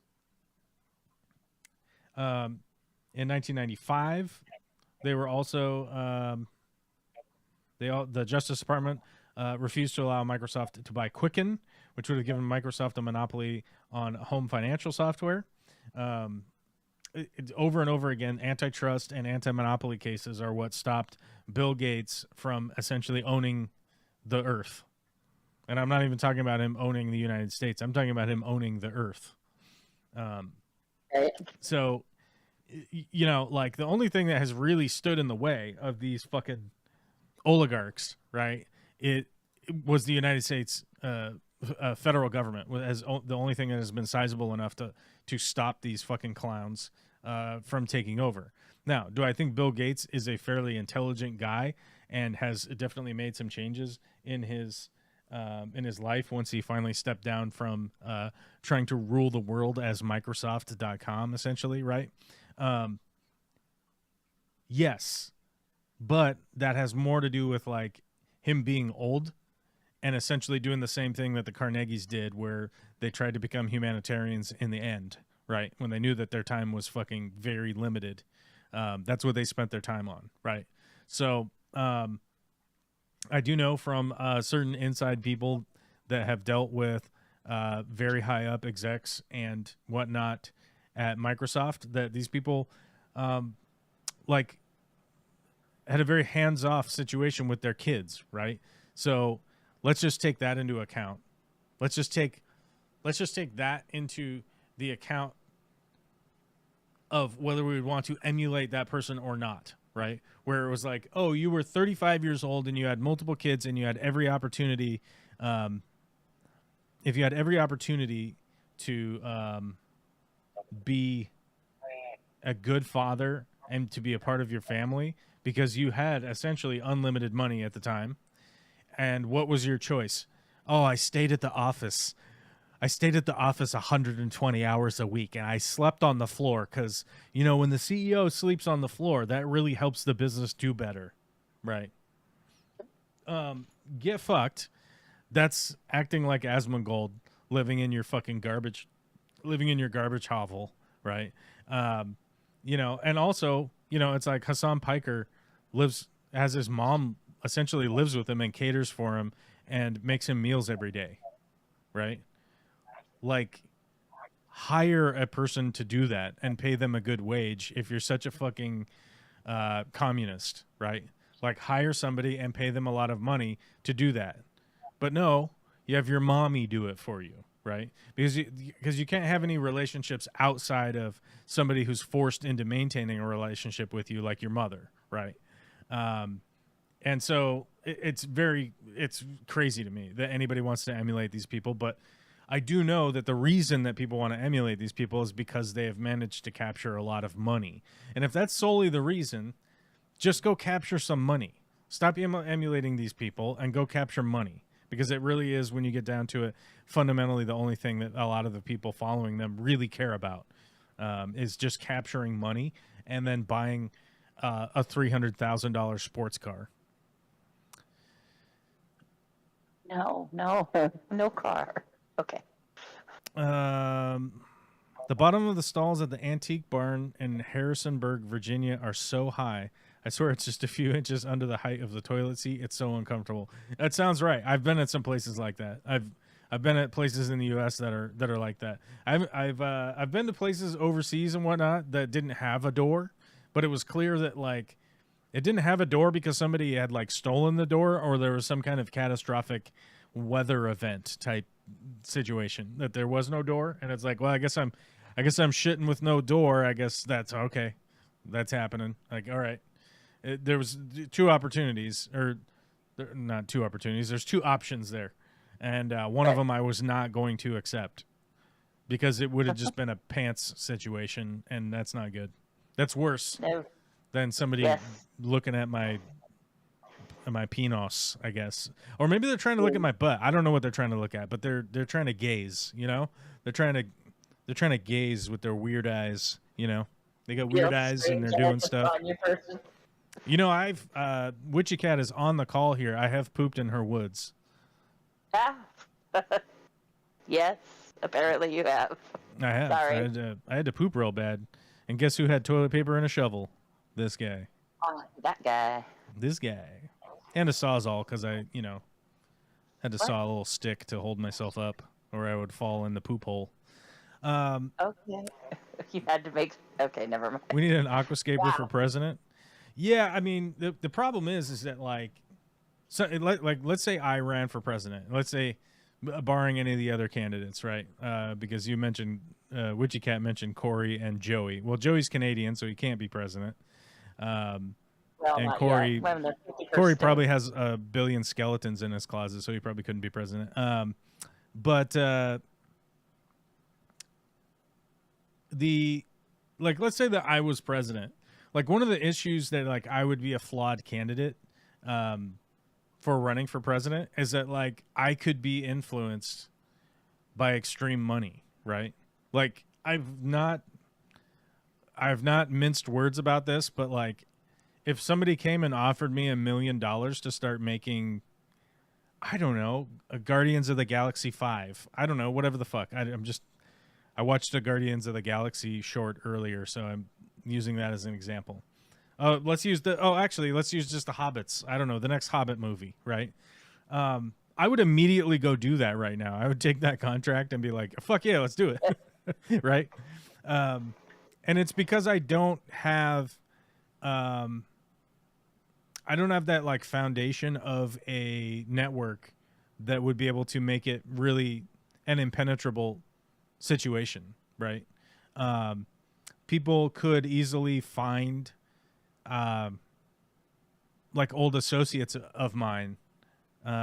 Like, I've dated a lot of women, right? There's a good example.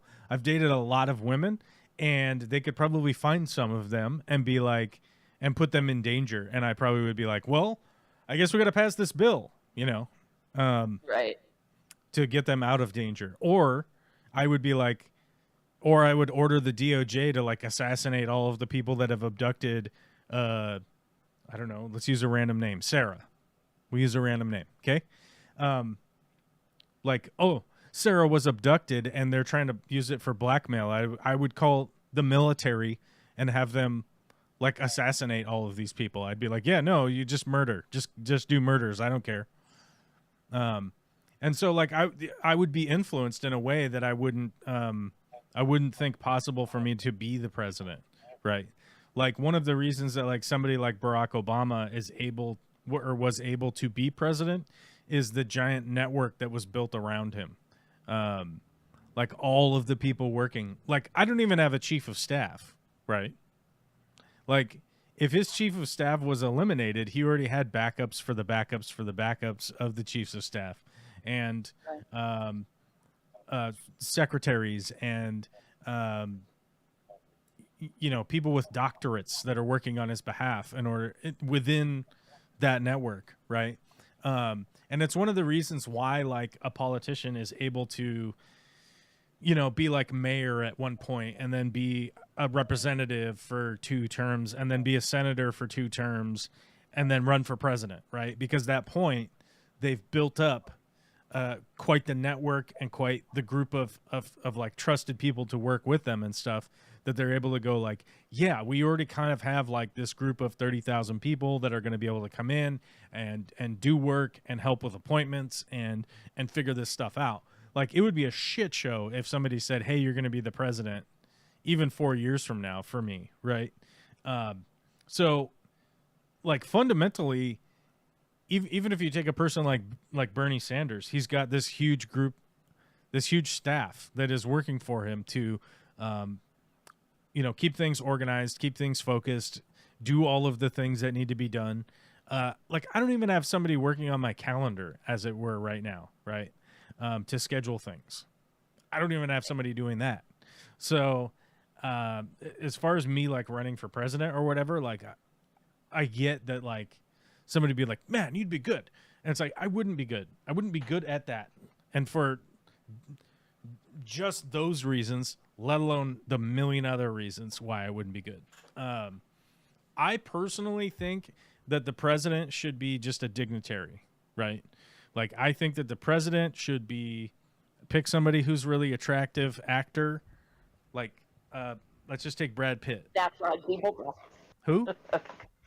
Oh, I was just saying the Zaphod Beeblebrox idea. Okay, go on. Yeah, Zaphod Beeblebrox, yeah. Well, you take, like, the president should just be a dignitary, and it's one of the reasons why I would say that, like, with the UK continuing the king and queen, essentially, right? Like, the king and queen aren't really doing any law in the UK, right? But you have the king and queen as these dignitaries that go around and they influence things, but they also are just doing, they're ribbon cutting on a new bridge and shit like that, right? The president position in the United States should look like that. And the people that are making the decision in regards to what the executive branch should be doing should be a shitload more people that are all voting as representatives, right? There's no reason for it to be an individual at this point. There's also no reason that the Supreme Court is only 9 people. There's no reason other than it's easy to influence 9 people. That's the only reason that it is 9 people, is because it's easy to influence 9 people. If you're telling me that you have a payroll that has Justice Thomas on it, right, that you aren't influencing the Supreme Court, because you are, right? Who's the other guy? Clarence. So Roberts and Thomas are the 2 biggies on that side. Oh, as of 20 hours ago, Justice Thomas will not be referred to the Justice Department. Oh, lovely.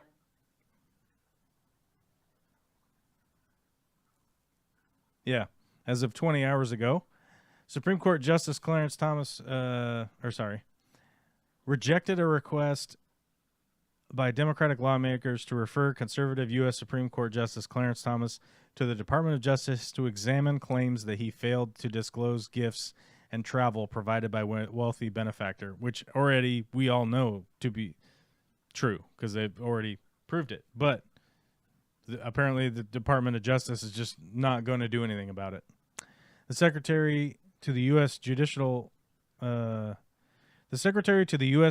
Conference, the federal judiciary's top policymaking body, in a pair of letters, cited amendments Thomas had made to his annual financial disclosure reports that address several issues raised by Senator Sheldon Whitehouse and Representative Hank Johnson. I forgot my water.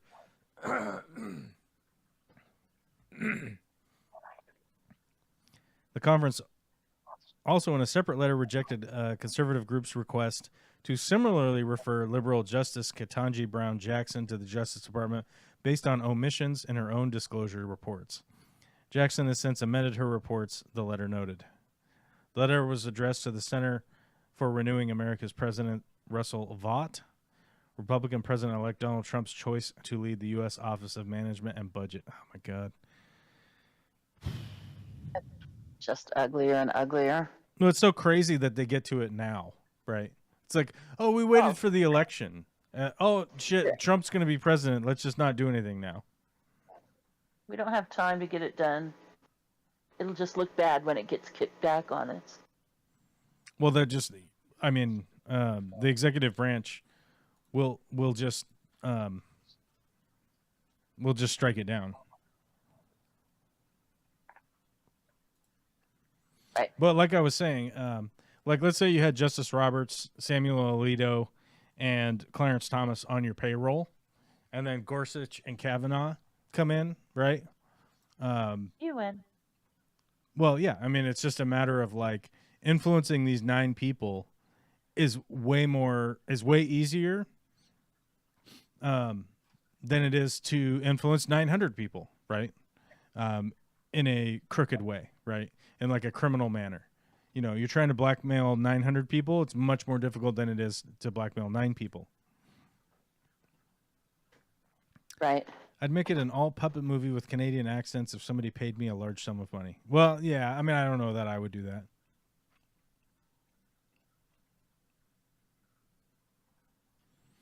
Real people do stupid stuff because lots of money can make you able to take care of your family. Who cares about Lord of the Rings 11? I mean, maybe I would make Lord of the Rings 11. I don't know.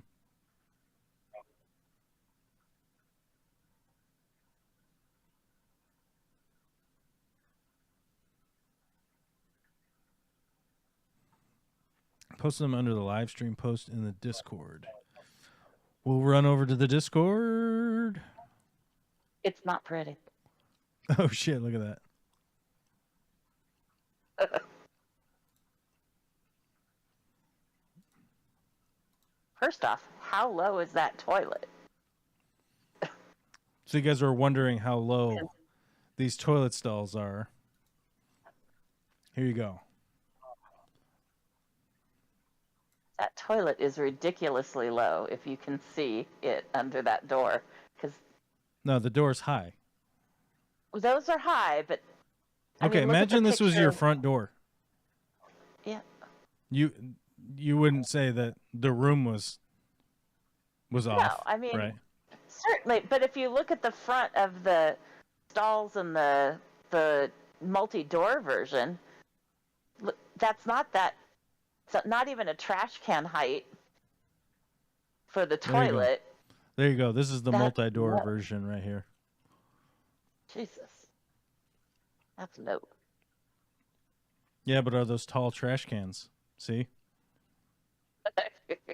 How tall are those trash cans? Because you can't tell me how They're tall just those a are. little regular. You don't Those know are how just a tall. little- You don't know how tall these trash cans are.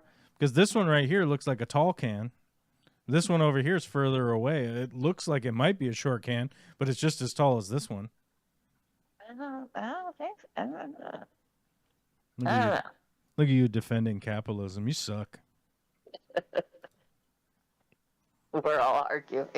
Imagine how much money they saved on the doors, okay? Do you Well, and there understand? would. Do you understand how much money they saved on those doors? But the I know whole reason that exactly those how much. doors the whole reason that those doors were put into place was so that people would take less of a break in the bathrooms. So say, looking at those doors, I know exactly how much they are because that's the T111 this building is sited in. They didn't save much, or didn't, yeah. Not a lot spent to begin with. There actually is a new toilet out. I have to find it. A British startup called Standard Toilet designed a toilet with a slanted seat intended to make it less comfortable for workers to hang out in the bathroom for extended periods in 2019. Here you go, right here. Where's the catheterized office chair? That's called a Gatorade has- bottle.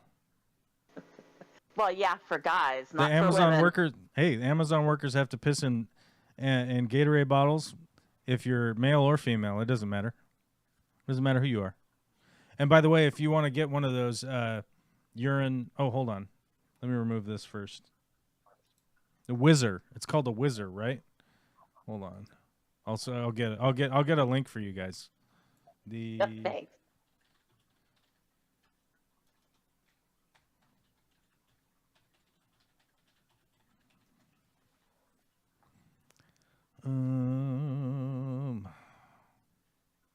Oh, I'm in household. We need to be in all departments. There we go.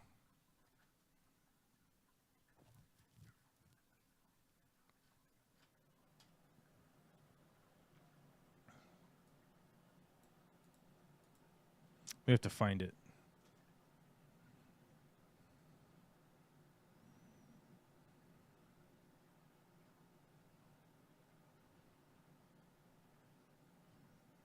Where is that thing?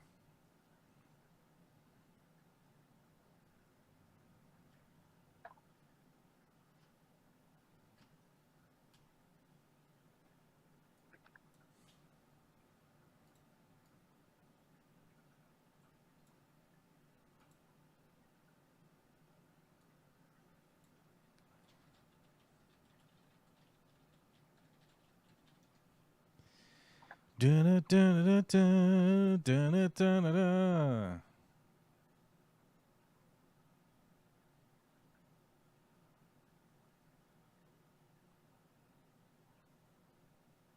oh yeah, here it is. Okay, so we're talking about $11.69. Here we go. This one is called. What's this one called? Where the fuck's my chat? I gotta find my chat window. We got an Amazon link here. If you guys want to buy stuff on Amazon, buy it through that link, and we get a commission. There it is right there. This one is called the Female Urination Device Reusable Silicone Female Urinal Foolproof Women Pee Funnel. Allows women to pee standing up like a dude. That's how this works. So if you work at like Amazon or whatever, you got to get one of these, right?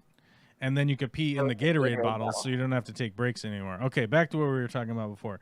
A British startup called Standard Toilet designed a toilet with a slanted seat.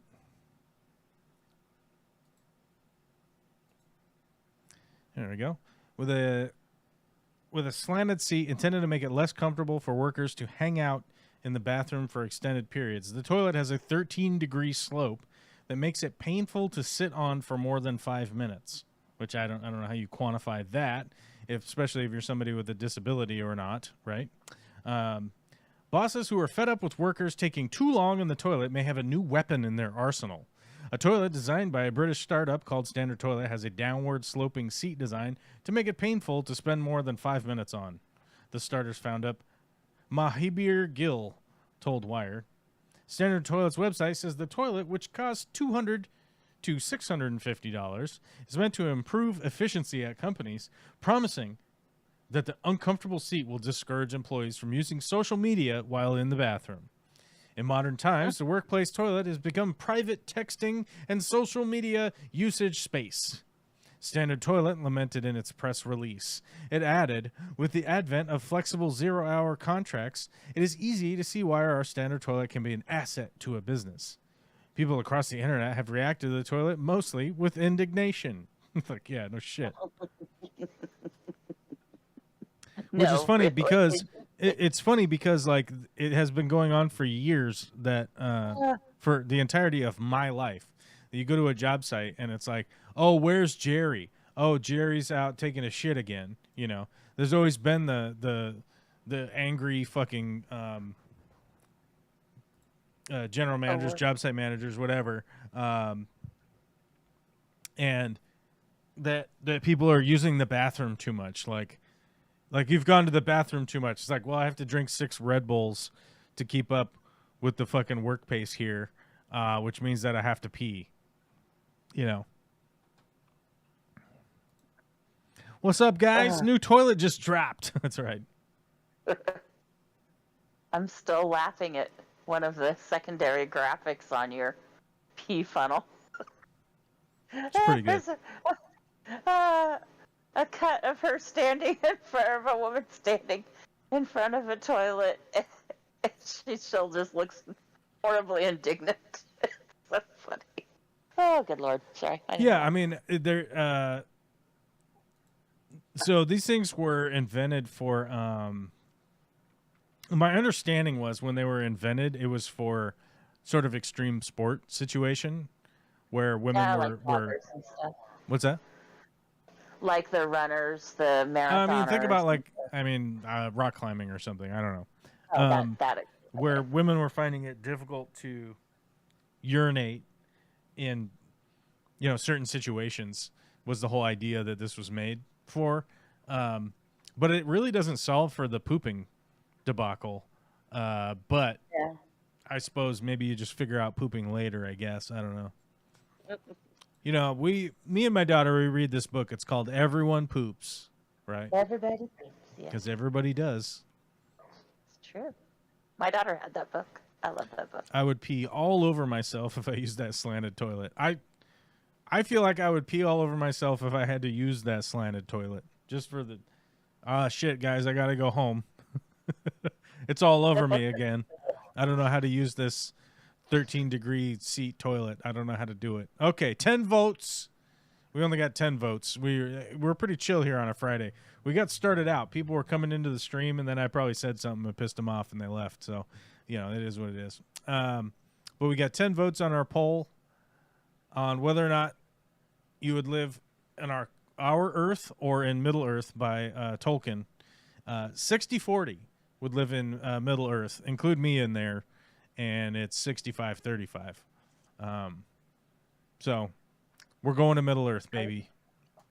Woohoo! I feel like if I just have to deal with trolls, actual trolls, at some point, it just seems much more exciting. Much more exciting. Well, and it's certainly much more productive. Hey, man, we're 2 hours in. That's going to be it for today. I got to go move some bullshit and make another phone call to hopefully book a kitchen install. So... see you guys later. Apparently tomorrow. Bye. We'll be back tomorrow, I guess. I don't know how I'm going to work this out. I'll figure it out. Somebody's going to have to remind me. So, yeah. All right. Can be done.